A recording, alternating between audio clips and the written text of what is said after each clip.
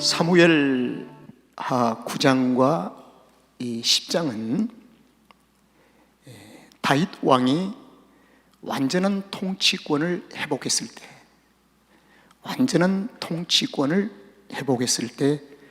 그 완전한 통치 아래에 9장과 10장이 있습니다. 그래서 하나님의 완전한 통치권 아래에 있는 9장과 10장에서는 무슨 일이 일어날까? 어떤 일이 일어날까?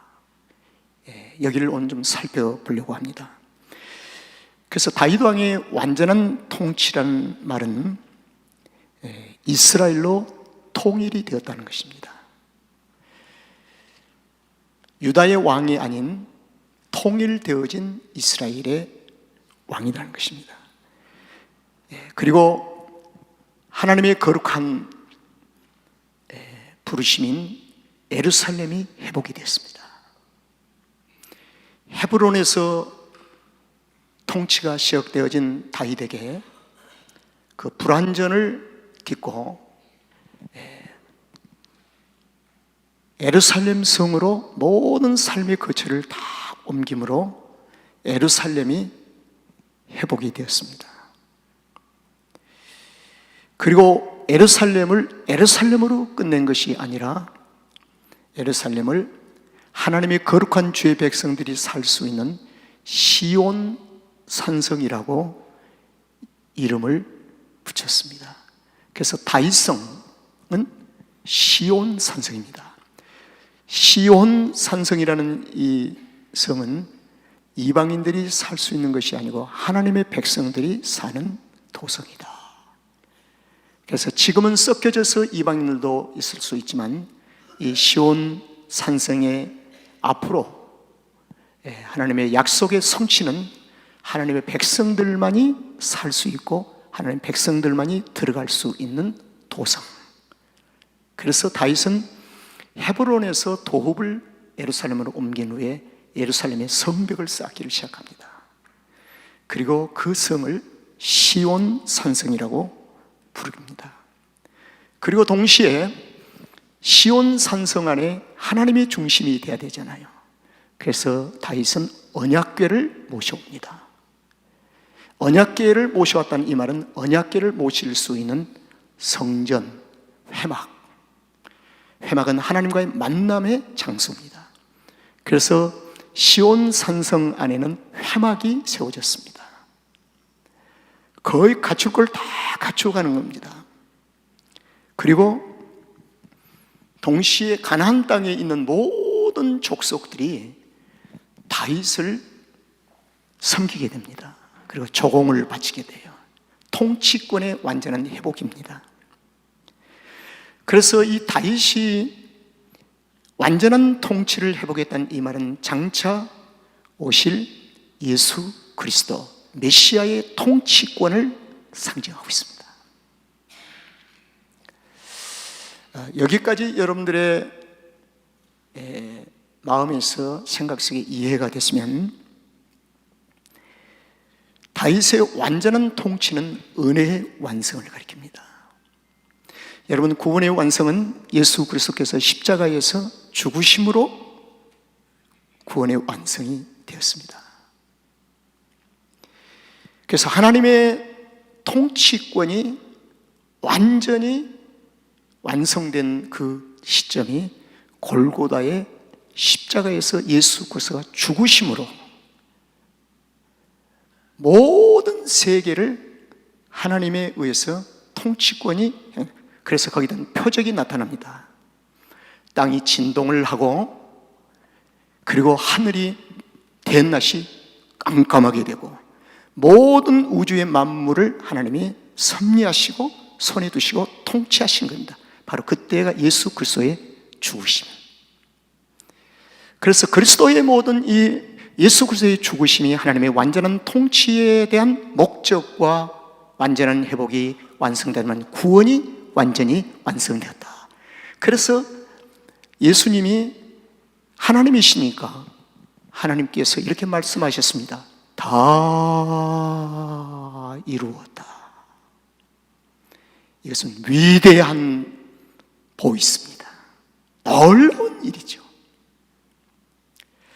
자, 그래서 하나님의 완전한 통치권이 회복되는 십자가의 사건을 바울 서신서에서는 그걸 은혜라고 부릅니다.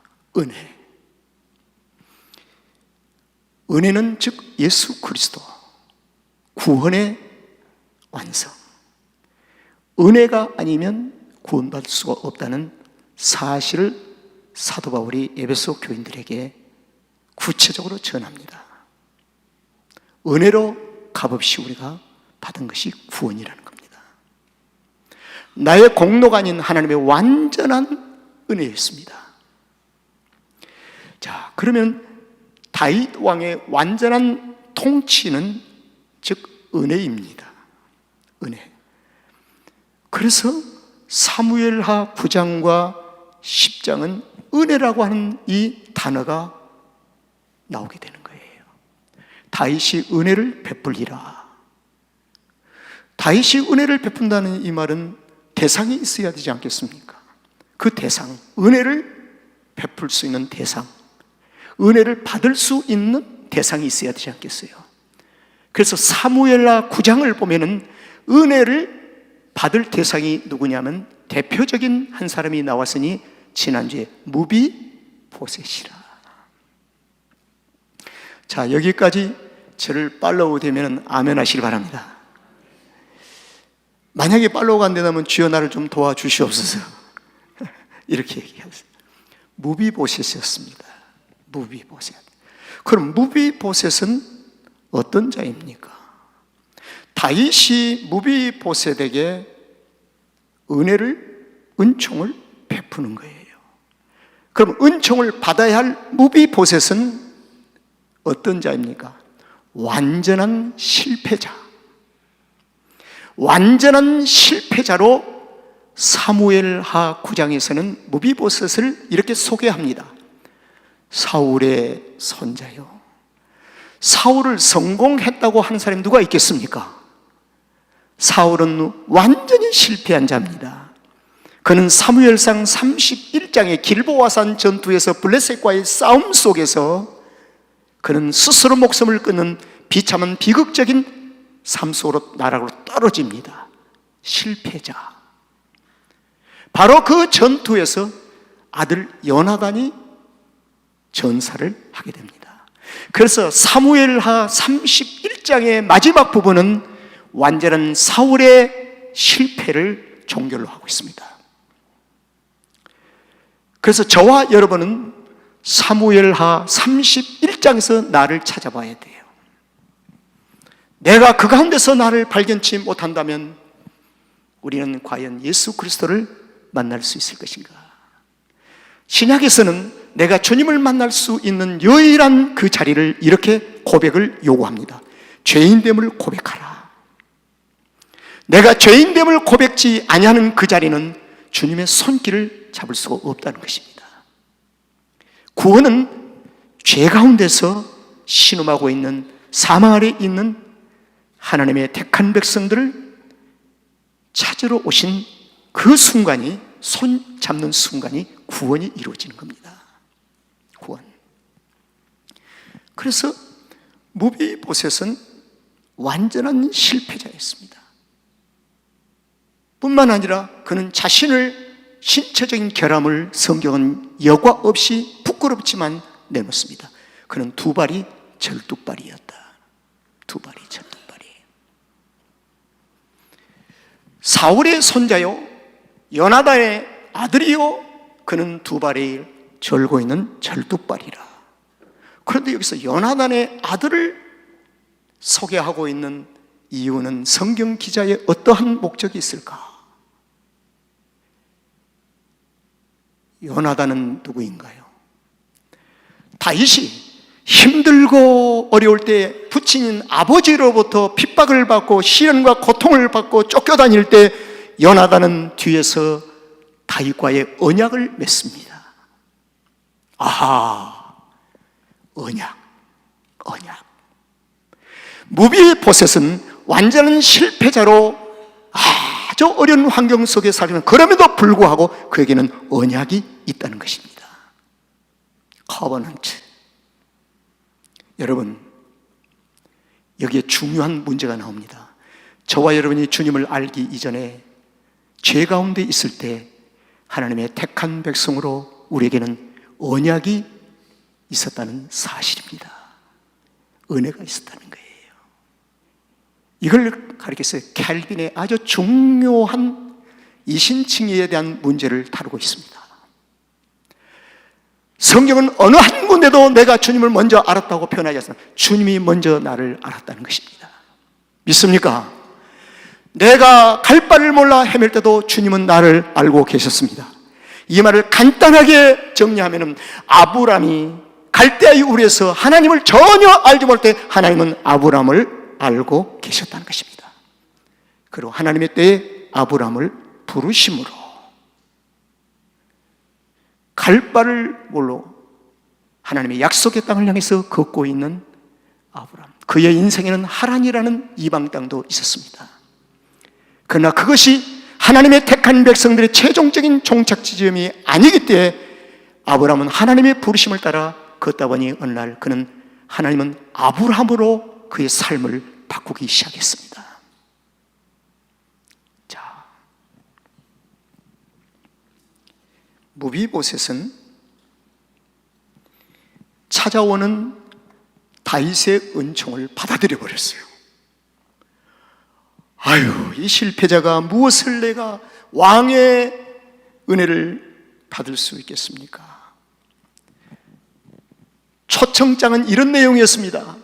무비보셋아, 이제 너는 지금부터 다윗성에 들어와 왕의 상에서 함께 왕자 중에 한 사람처럼 평생토록 그 상에서 먹을지니라.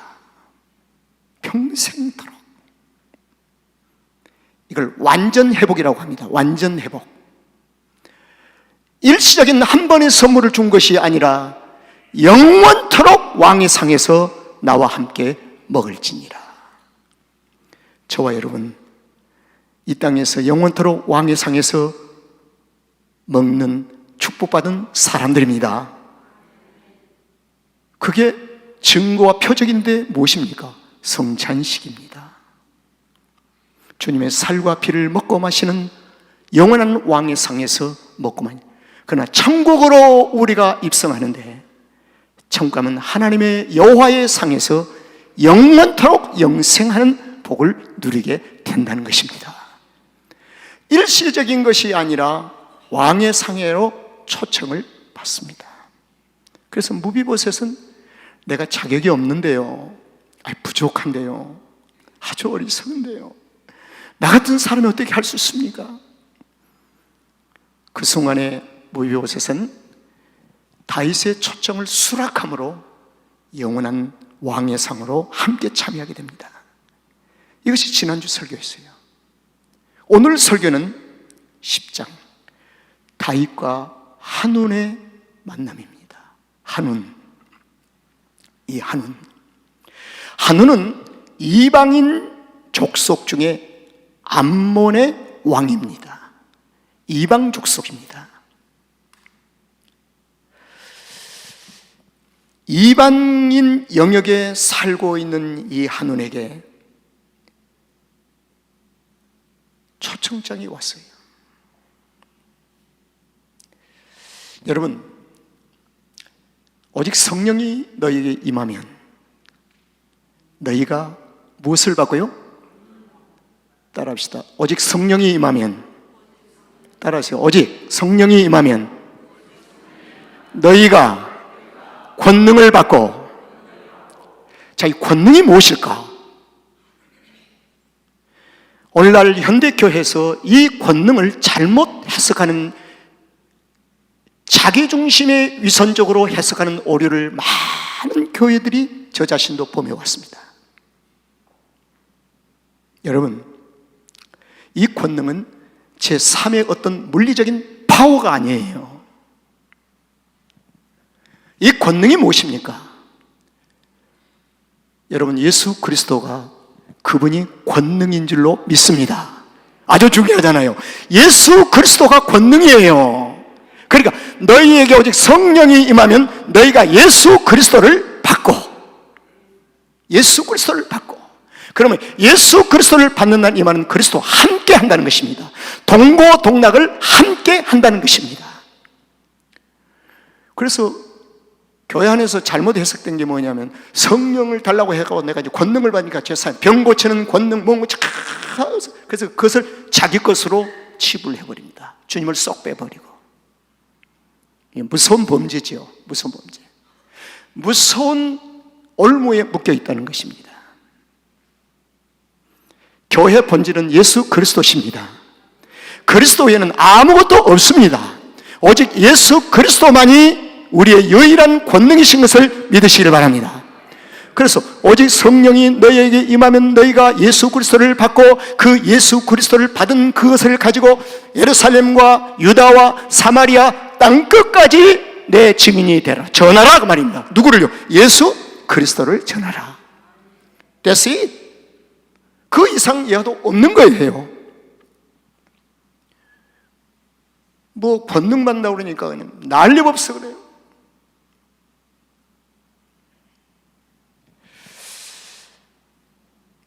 그런데 땅끝까지 하나님의 약속이 미쳐요. 땅끝.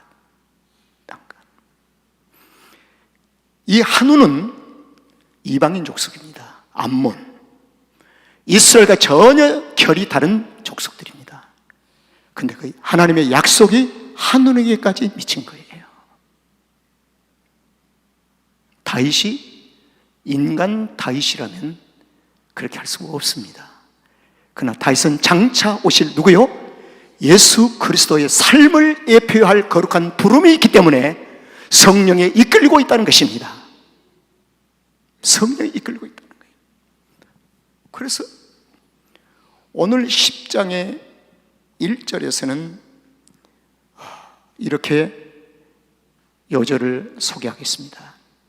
그 후에 암몬 자손의 왕이 죽고 그의 아들 한운이 대신하여 왕이 되었다는 것입니다. 여기까지 2절 보겠습니다.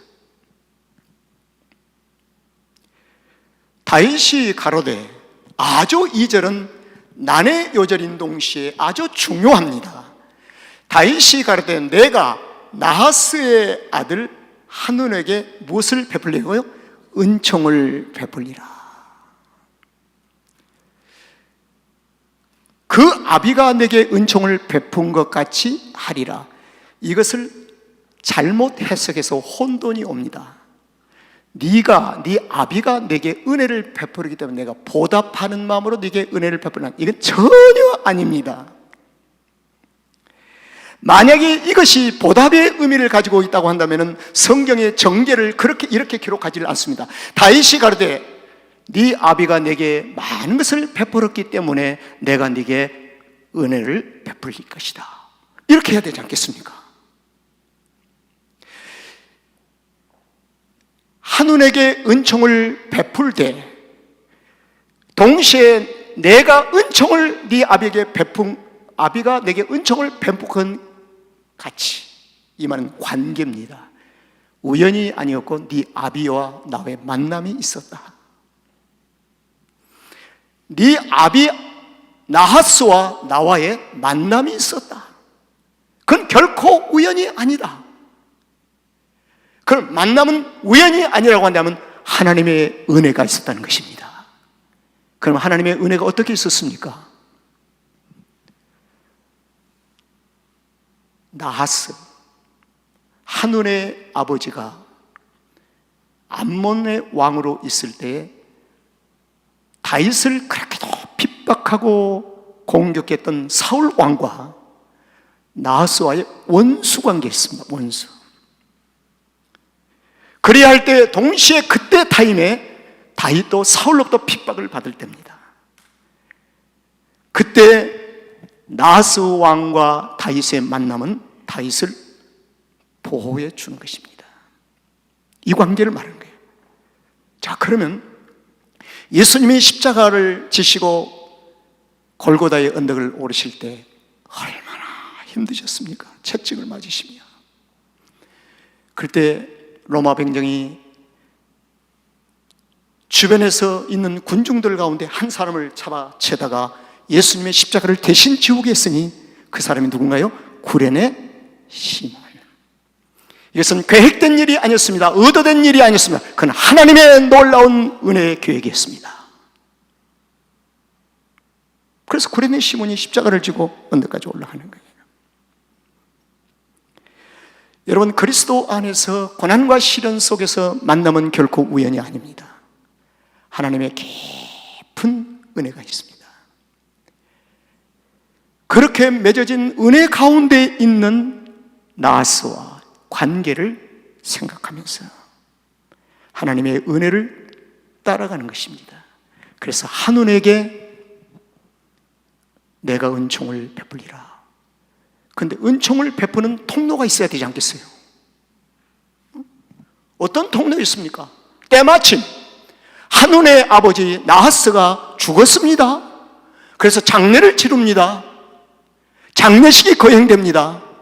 그 순간에 다윗은 암몬의 왕 나하스의 죽음을 통해서 장례식이 거행된 것을 알고 조문사를 사주를 보냅니다.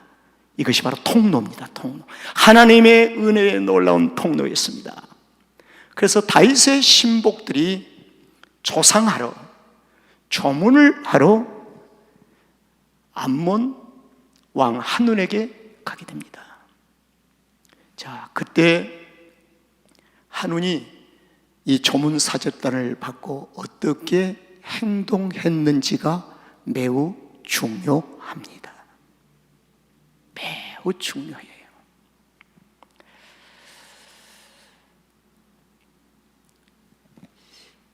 이제 한운의 태도를 우리 한번 깊게 찾아보겠습니다. 찾아오는 은혜, 저는 이렇게 부르고 싶습니다. 한운에게 찾아오고 있는 은혜, 장례 사절단으로 와서 그냥 단순한 이로가 아니라 하나님의 은혜가 의인화시킨다면 지금 걸어오고 있습니다. 하나님의 은혜, 한운에게 다가오고 있는 은혜, 이 은혜를 한운의 행동에서 실망을 금할 길이 없습니다. 전면 거부를 해버려요. 전면. 여러분 어떻게 생각하세요? 그래서 어쩌면 한운이 고린도후서 6장의 이 말씀을 알았다면 참 좋았을 거예요. 고린도후서 6장에는 1절에서 2절에 있습니다. 하나님의 은혜를 헛되이 받지 말라. 하나님의 은혜를, 다가오고 있는 하나님의 은혜를 헛되이 받지 말라. 밀려오고 있는 하나님의 은혜를 헛되이 거부하지 말라.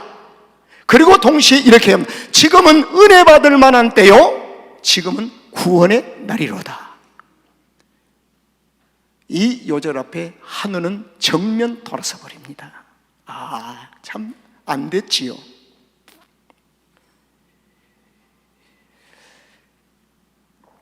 거절뿐만이 아니라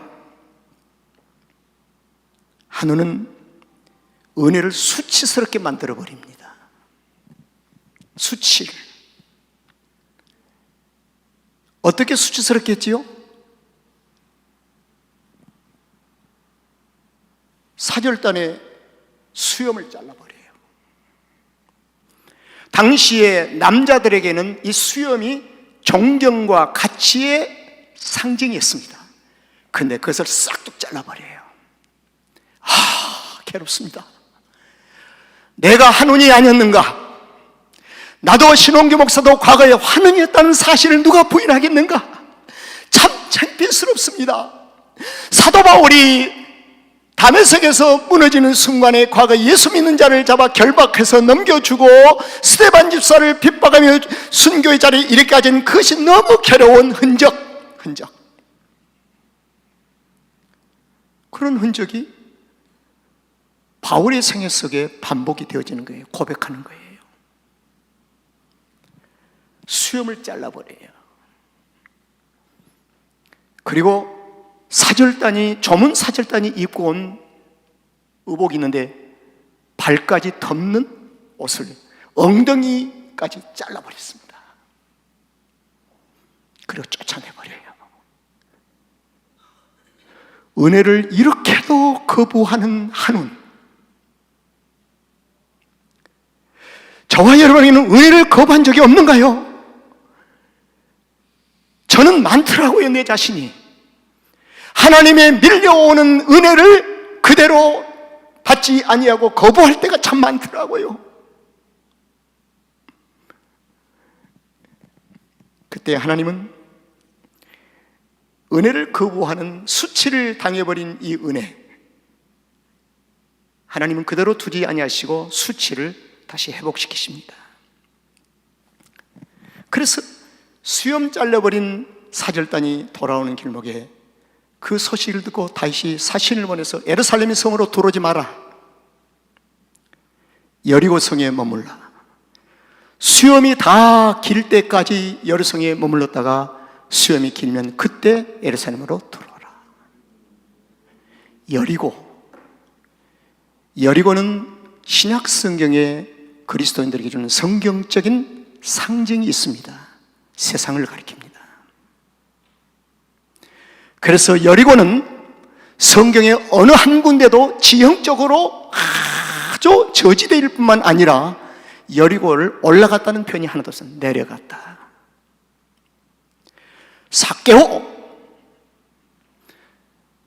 그는 이스라엘 사람으로 괴로움 속에 하루하루를 보내고 있을 때 예수님이 지나가신다는 얘기를 듣고 뽕나무 위에 올라가서 기다렸던 사람이 아닙니까?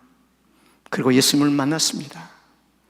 그리고 내가 삭개오 너희 집에서 저녁을 유하리라.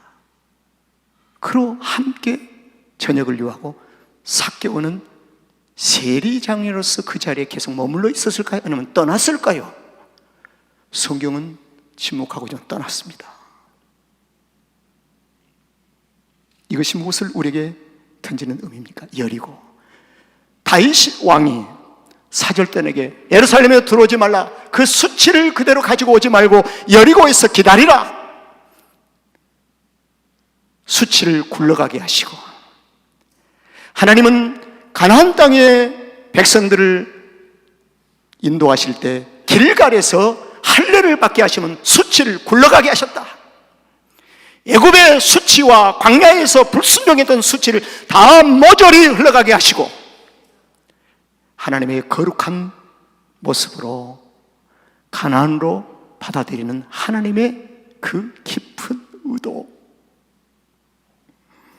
여러분, 5절을 다 같이 읽겠습니다. 시작. 혹이 이 일을 다윗에게 고하니라. 그 사람들이 크게 부끄러워하므로 왕이 저희를 맞으러 보내어 이르기를 너희는 수염이 자라기까지 여리고에서 머물다가 돌아오라. 이걸 회복하고 돌아오라는 겁니다. 그러면 회복은 예수님 없는 어떻게 회복하십니까? 주님이 여리고를 찾아가시잖아요. 여리고를 찾아가시잖아요. 저는 말씀을 이렇게 정리하려고 합니다. 은혜를 거절하는 한운에게 어떤 결과가 올까요? 은혜를 거절하는 한운에게 어떤 결과가 올까요? 결과는 딱 하나입니다. 심판. 심판을 상징하는 한 사건이 튀어나옵니다. 10장 7절을 한번 띄워주세요. 여기 바로 심판을 상징하는 한 사람이 등장합니다. 다윗이 듣고, 누구요? 요압. 요압은 거대한 힘 있는 이스라엘의 장군입니다. 요압을 등용시키고 요압을 보낸 것은 멸절을 시키겠다는 것입니다. 심판을 의미합니다. 은혜를 거절하는 한운에게는 더 이상 대안이 없어요. 요압만이 대안입니다. 요압은 심판을 상징합니다. 여러분, 은혜로 구원받았습니다. 은혜로 구원받은 사람은 끊임없이 이 땅에 산 동안 은혜가 우리의 삶에 밀려올 때 그 은혜를 받아들이는 축복이 있기를 주의 이름으로 축원합니다. 은혜를 받아들여야 돼요. 그러기 위해서 성령의 사람이 되어야 돼요. 그러기 위해서는 하나님의 말씀에서 하나님의 뜻을 찾아야 돼요. 하나님의 의도가 무엇인지를 알아야 돼요. 아무리 포장이 아름다워도 은혜가 아니면 거부할 줄 알아야 합니다. 아무리 포장이 지저분해도 그 가운데 하나님의 의도하신 은혜가 있다고 한다면 그것을 받아들일 줄 알아야 합니다.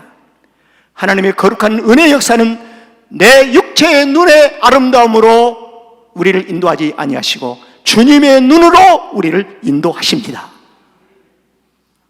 그렇습니다. 은혜를 거절하는 한운이 우리의 삶의 육체에서 사라지도록 우리는 성령의 사람들이 되기를 주의 이름으로 축원합니다.